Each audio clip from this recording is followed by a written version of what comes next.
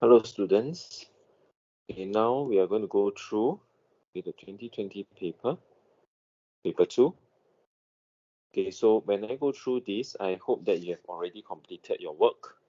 Okay, so there will be a fruitful sharing of details. Of course, in between, I'll be asking you questions. Okay, and we will be revising, okay, all the work that we have learned so far. So let's look at the first question. Okay, in this question, number 1, and they say that a metal bar is heated as shown in the diagram. Explain why the metal bar gets hot at position X and Y.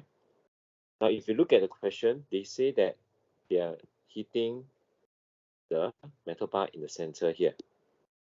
Okay, but when you look at a metal bar, we know that a metal bar is actually a good conductor of heat.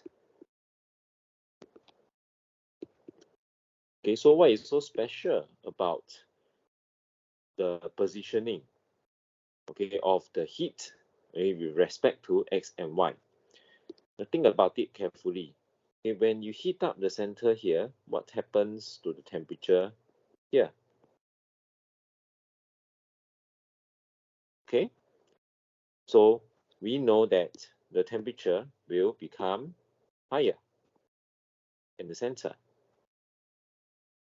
So when the center temperature, when the center of the bar, okay, becomes hotter than the other parts of the metal bar, the thermal energy is going to travel to the sides. Okay, in this case, okay, because X and Y, okay, X and Y are actually lower temperature.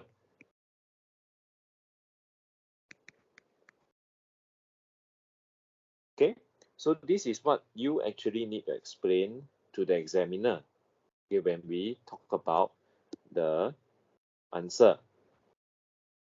Okay, so what are the things that we need to say? First, we need to say that the center of the bar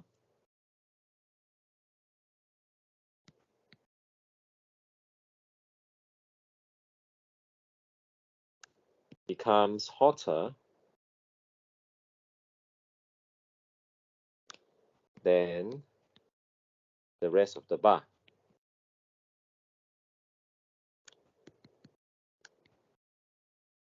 Okay, second thing we need to mention is that the heat energy, the thermal energy,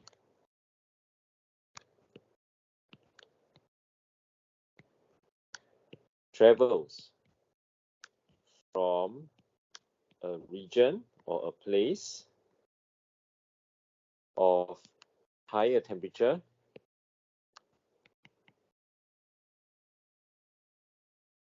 to a region of lower temperature.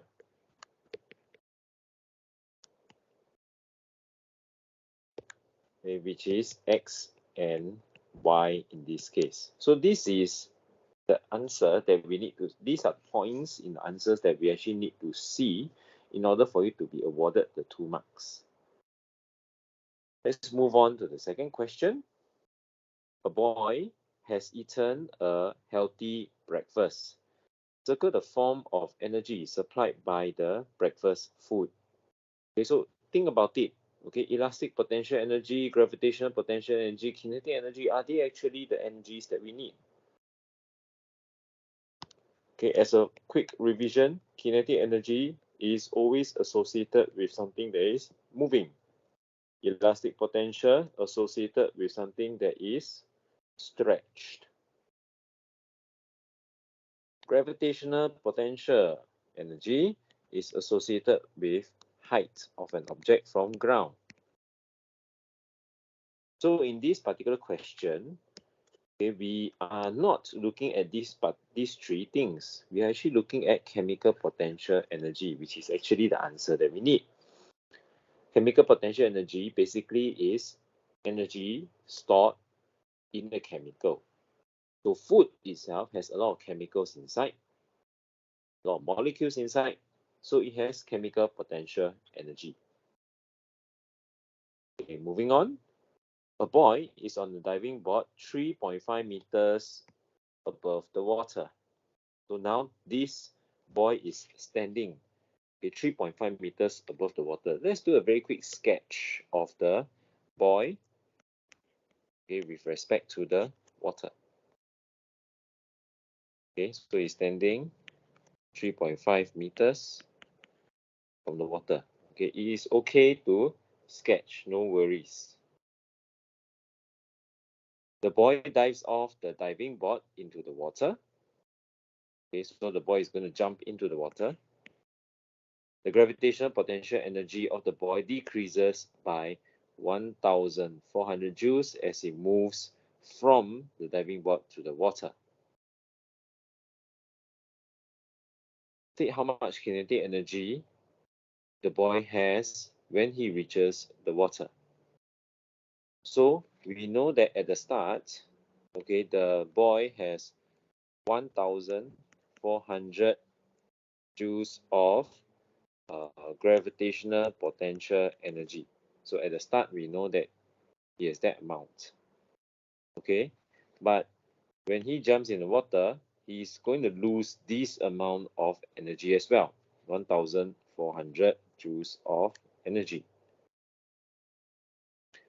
So we know that at the start, the boy has gravitational potential energy.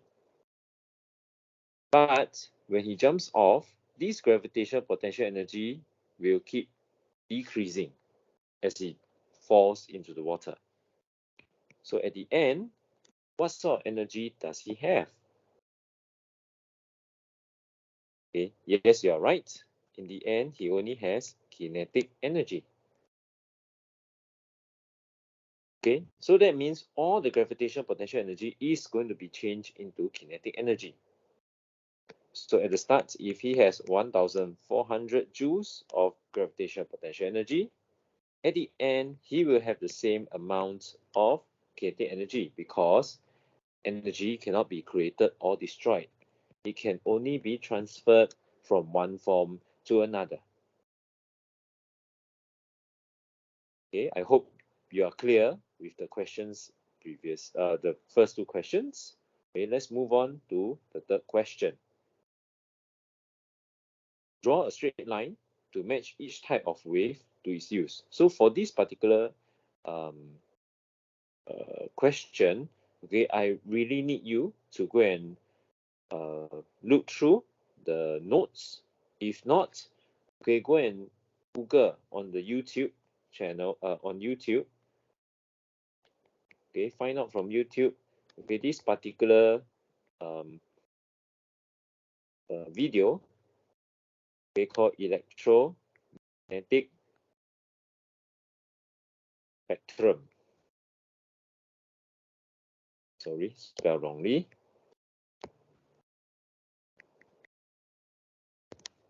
I need you to go and find this video and do a very quick revision.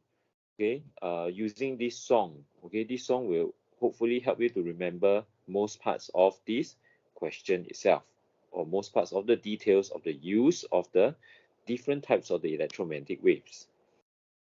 So let's go through them very quickly. For infrared, we know infrared is actually associated to the remote control. Most of the devices use infrared light to control.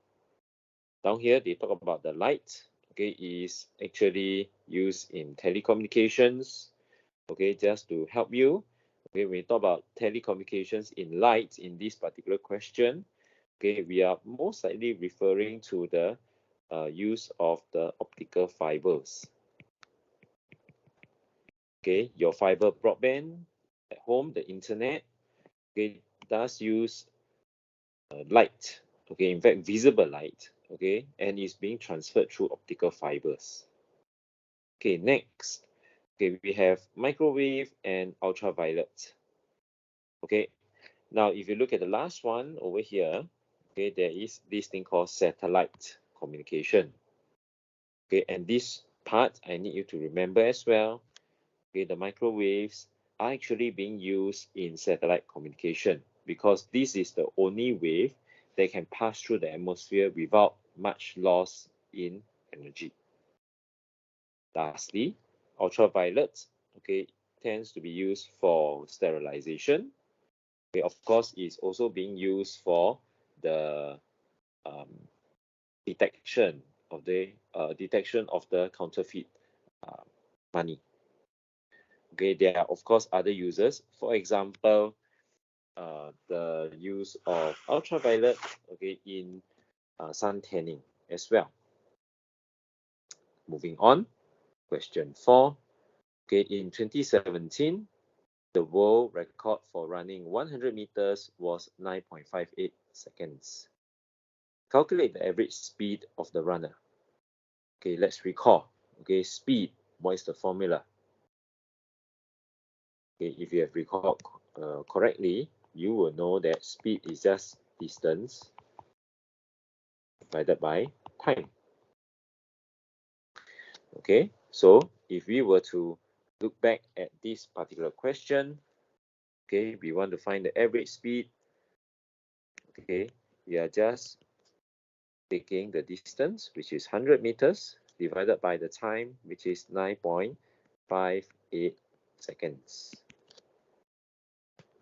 Okay, so if you have done that correctly, okay, you should be getting a value of 10.438 something meters per second. But you must remember as well that we need to show our answer in 2SF or 3SF. So for the 3SF, it is actually 10.4 meters per second. Okay, for the 2SF, it's just 10 meters per second. Okay, so one of these has to be your answer. Okay, so I repeat again, you need to show your answer, your final answer in 2SF or 3SF. You cannot just leave it as 10.438 and whatever number that comes behind. Part B, the diagram shows the 9.58 seconds recorded on a stopwatch. A teacher records the time it takes for a student to run 100 meters. So this is the stopwatch that we see here in the diagram. Okay, then the next part, the diagram shows the time recorded on the teacher's stopwatch. Okay, you notice that the time is slightly different here. Okay, this particular first one, okay, says is 9.58 seconds. Okay, this is what this particular stopwatch is trying to tell you.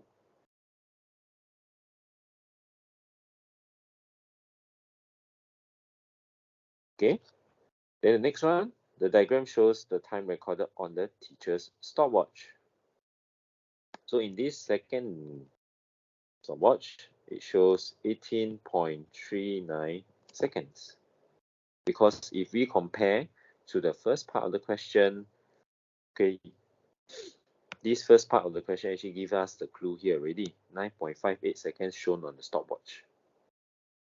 Okay, so if we were to continue, okay, record the student's time in seconds shown on the stopwatch. Okay, so this is probably referring to the second one, which is actually 18.39 seconds. So you have no need to round off the values here, okay, because this is what the question would need you to show. Okay, so you need to show me everything, okay, that is on the stopwatch. You cannot round off the value. Okay, part 2, calculate the difference.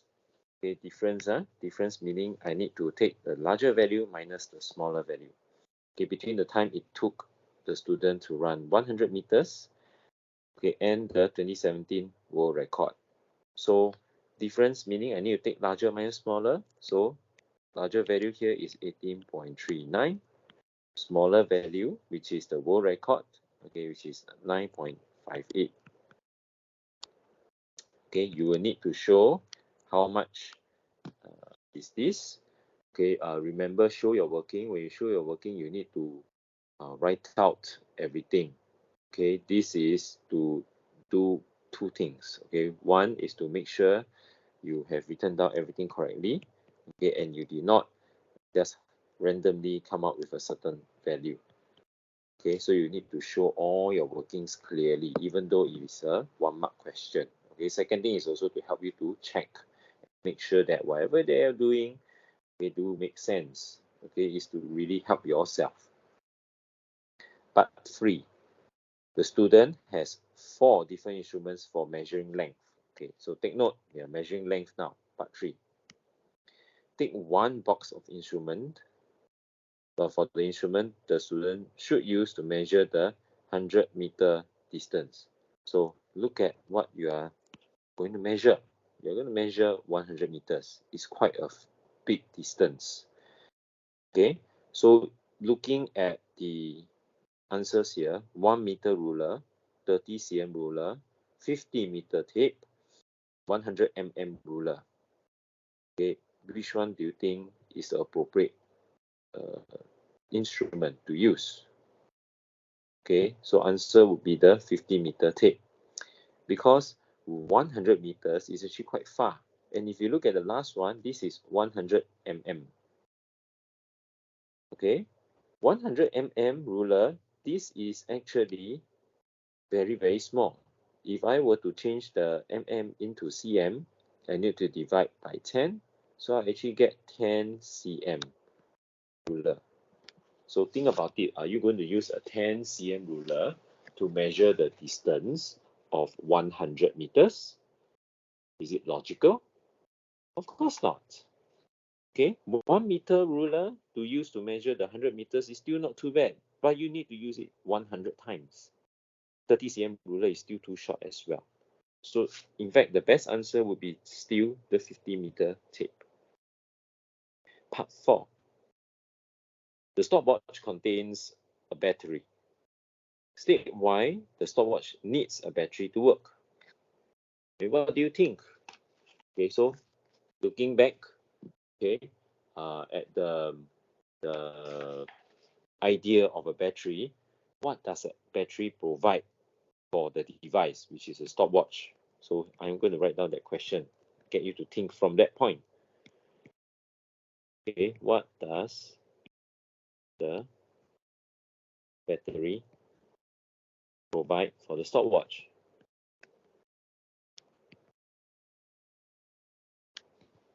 And this is actually the question, or this is actually what the question actually wants.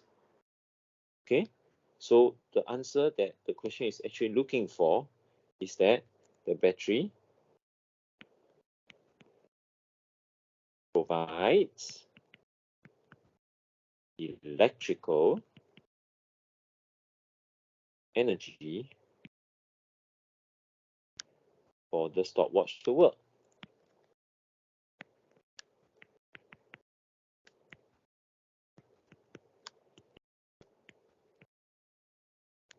Okay, and this is really what the question is actually asking. It's not difficult. Okay, you just need to really understand the question and try to come up with an answer to fit the question. You already know the knowledge. Part C. The rate of change of the student's speed is greatest at the start of the 100-meter run. State the term used to describe the rate of change of speed. Okay, so if you look at this term, rate of change of speed. Okay, so let me write down at the side. Okay, when we say rate of something, what we are trying to do is we are trying to say that this something is divided by time. So when we say rate of change of speed,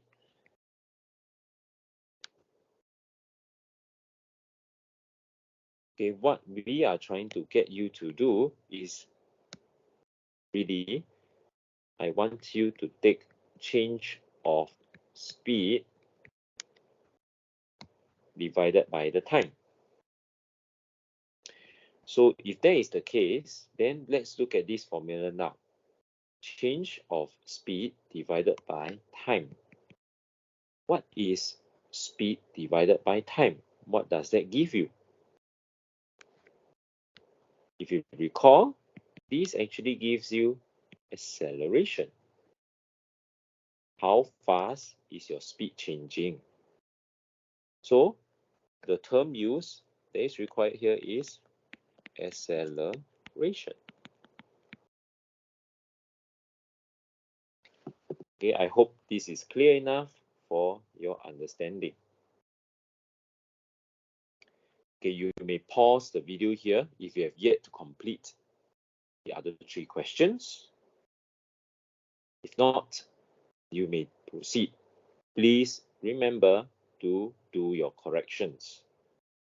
Okay, as we go along, okay, we will have more questions. It's okay. Please write them down at the side if you have questions that you need to clarify and find out from me the answers to those questions. Number 5, complete the sentences about food production using the terms in the box. You may use each term once, more than once, or not at all. Okay, so now we are looking at this particular chapter on sources of food. Okay, so this is the part on sources of food. Okay, this whole information here, this whole question here is about is from the chapter called sources of food. Okay, so let's read quickly. Okay, the human population is what in size to meet the demand for food. Something space is needed to grow crops. More food could be produced using something methods. Herbicides can protect crops against something. Okay, fertilizers provide something to make crops grow faster and bigger. In short term, slash and burn agriculture can improve something fertility. Okay, so let's go back to the start. Okay, in this particular chapter, we say that we need to increase the food demand, or the way that we produce food, because of one important fact, that the human population is actually increasing. Okay, there are more people around the world. So when there are more people around the world, okay, we need to have more interesting ways, okay, to grow our crops, because around the world, okay, we actually need the space to make our houses and all that. So there's actually not enough places for us to grow the crops. Okay, so let's look at the second line. Okay, to meet the demand for food, something space is needed to grow crops. Okay, so we actually, in our understanding, okay, we actually need more space, okay, to grow the crops. Okay, so this, I would say the answer would be increasing, even though the language sounds a bit weird. Okay, more food could be produced using something methods. So in this particular chapter, we are talking about using technology to help. Okay, and this particular word that we are looking for is intensive. Okay, next one, herbicides. Okay, herbicides are actually like pesticides, but they are only there to kill herbs, okay, or plants. So in this case, herbicides can protect crops against weeds. Okay, weeds are actually the plants that we do not want. Fertilizers provide something to make crops grow faster and bigger. Okay, so this one would be nutrients. Okay, in the short term, slash and burn agriculture can improve something fertility. So if you look at the slash and burn agriculture, there are a few benefits. First benefit is cheap. Okay, second benefit, it kills pests. Okay, because after you cut down the thing, cut down the plants, the crops that you don't want, okay, you burn them. These ashes actually when you burn them, all the pests that were originally in the dew, they'll get burnt alive. Okay, and last one is to have it as a fertilizer. Okay, why fertilizer? Because when you burn the crops, you actually get the ashes. These ashes are actually good for the soil. So the fertilizer is the one that we are looking for here. Okay, and fertilizer actually improves the soil fertility. Okay, so let's move on to question 6. Okay, this setup over here, okay, is actually the experiment called chromatography. We have actually done this in Sec 3. Okay, so draw a horizontal line on the diagram to show the level of water when the paper is placed in the beaker.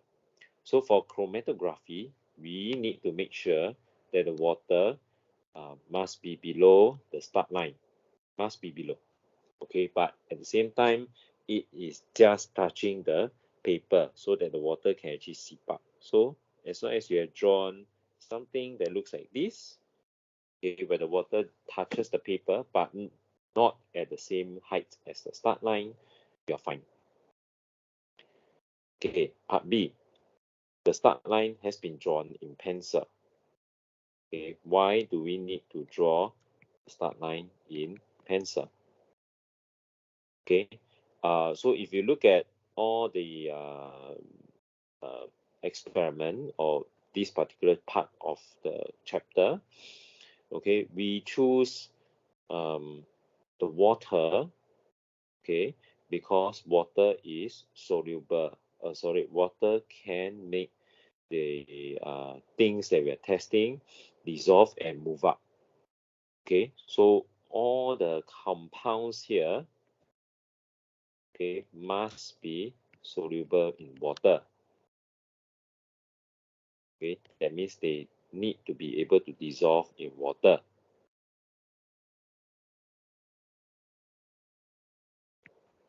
Okay, which is actually the solvent.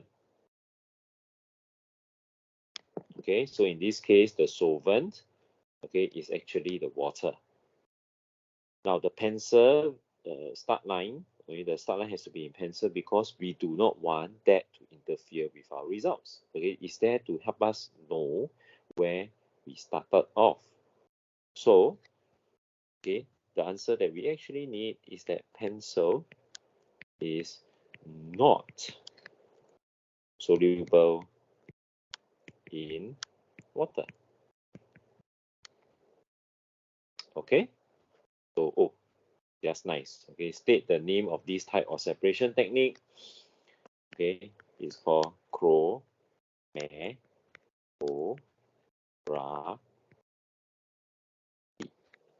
Okay, so it's a big word. Okay, and we need to um, remember that. Okay, okay, to make the previous part clearer, you can say that pencil markings is not soluble in water.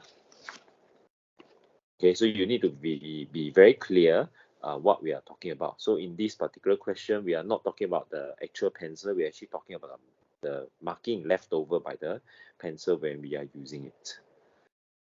Okay, number 7. Oh, a man has developed diabetes. Okay, diabetes. Think about it. How do we get diabetes? Okay, so a person who has diabetes has quite a fair bit of ways to get it. Okay, but diabetes is really about the person's unable to digest or process sugar inside their blood. Okay, so suggest one factor that can increase the risk of a person developing diabetes. So actually this particular question has a few answers. Okay, one, we can talk about it in terms of a person, the way that they eat. Okay, so we can say that the person has a diet that is high in what? Yes, you're right, sugar. we can also say alternative answers, okay? Because a person who is obese, okay, can also have a higher risk of developing diabetes. Okay, so there are a few answers out there. Okay, but this one would be the most direct of them. You can actually mention that the person is obese, okay, and therefore has a higher risk. No issue. Okay. Part B, people who have diabetes have to regularly monitor their blood. State what substance people with diabetes are testing for when they monitor their blood. So this one, if you did not listen to the lesson carefully, you might have missed out. Okay, but think about it. What are we trying to measure inside the blood, okay, when a person has diabetes? So like what I've mentioned at the start, we are really just looking at one substance, okay, which is the sugar in the blood. Okay, so we call that blood glucose. Glucose is the name of the sugar. Okay. Okay, and we are really looking for the sugar inside the blood. Okay, so if you are not very sure, I think if you write it as sugar in the blood, you should be able to accept. Okay, correct me if I'm wrong, but I think it should be acceptable. Okay, if we say sugar in the blood, no issue. Okay, because glucose is just sugar. Okay, let me clarify. It should be sugar levels in the blood. Okay, and the last question which I tasked you to do, the diagram shows the information from a label on a can of chicken soup. The girl eats 400 grams of the chicken soup for lunch. Suggest why this is not a healthy food choice. Use the data from the label to explain your answer. Okay, so now let's look at what does this chicken soup have. Okay, in terms of energy, okay, it has 438 kilojoules, which gives us about 5% of daily intake. Fat, there is 8%. Carbohydrates, there's 4%. Okay, fiber, don't have. Too small to calculate. 7% protein. Oh, look at this. Last one. 25% salt. Okay, and salt is so much higher than the other nutrients. So when we talk about 400 grams of chicken soup, we are really taking these values over here and multiplying them by 4. So imagine 25%, if I multiply it by 4, I actually get 100% of daily recommended intake. That's so much salt inside. Okay, so this is what you need to mention. Okay, this is what you need to mention to the examiner. Okay, because we are concerned about the amount of salt. Okay, so why is this not a healthy food choice? Because the soup contains high levels of salt. Okay, so now that we have established, or now that we've told the examiner there's high levels of salt, we need to explain a bit more. Okay, what do we mean by high levels of salt? So remember just now we talked about 400 grams of chicken soup means I need to take whatever values that here, I times 4. Okay, so by consuming, okay, 400 grams of soup,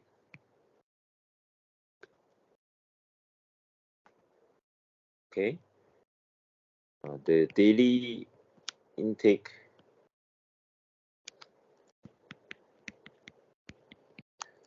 of salt will become 100 Okay, and this is actually super duper high. Okay, and this is definitely not recommended. Okay, so imagine 1 meal, just 1 meal alone, you have taken the salt for the rest of the whole day. Okay, and this is very high amount salt. Okay, so next one, describe how canning prevents food from getting spoiled. Okay, so let's think about it. Canning. Okay, in canning, what do we do? Okay, we need to heat up the food, right? Because I need to heat up to a certain temperature to kill the bacteria. Okay, kills microbes. Okay, so we want to kill the microbe. Okay, then after that we seal them up. Okay, after that we actually seal them up. Okay, so when we seal them up, we are actually preventing oxygen. Okay, remember all the food is inside the can. So what are we doing? We're actually doing these two things at the same time.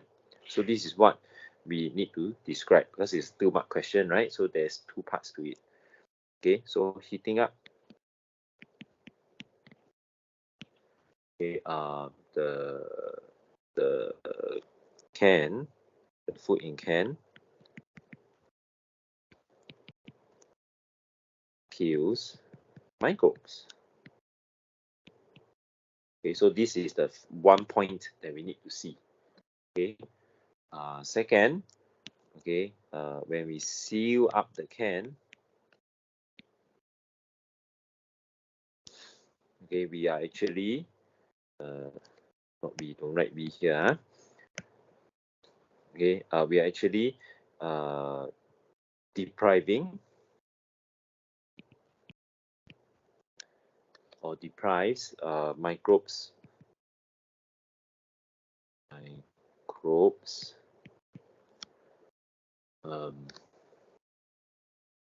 from oxygen. Okay, because we don't want more oxygen to go in. The moment we seal them up, we're actually cutting off the air supply. Okay. Okay, so I need to see these 2 points inside your question. Okay. Next one. The chicken soup contains a food coloring. State why manufacturer change the color of food. Okay, so really think about it. Okay, why do we need to change the color of the food? Can we just leave the bread as white bread? Or would you like to look at something very nice like a rainbow bread? Okay, so the objective of changing the color of food is really to make the food more attractive.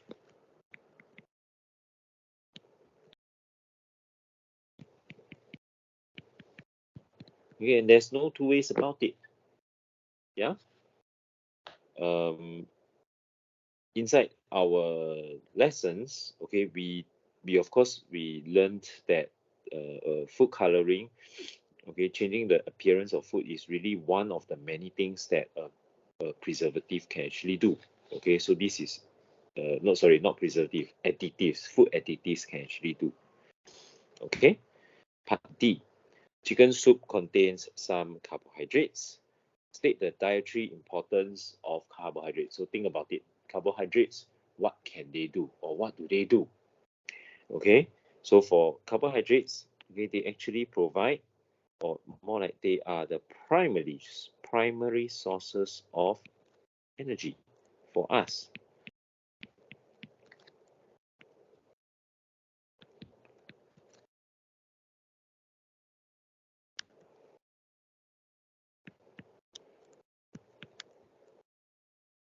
Okay, they are actually the primary source of energy for us.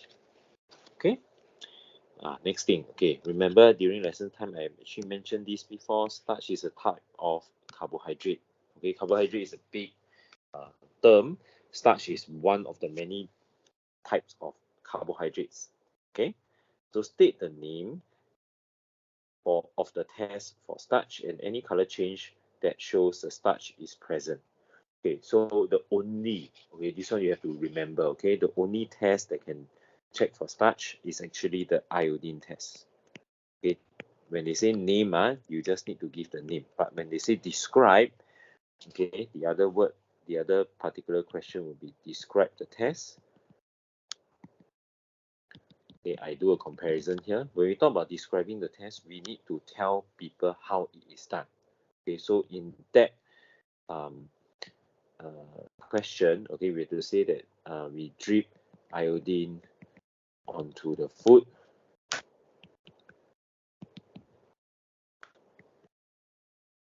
and look for color change. Okay, so this is actually what we mean by describing. Okay, so this is what we mean by describing. You need to tell me what exactly needs to be done when we use the word describe. Okay, so be very careful of the terms that are being used. Okay, so when we talk about iodine test, okay, what color change are we looking out for? Okay, iodine itself is actually yellow brown.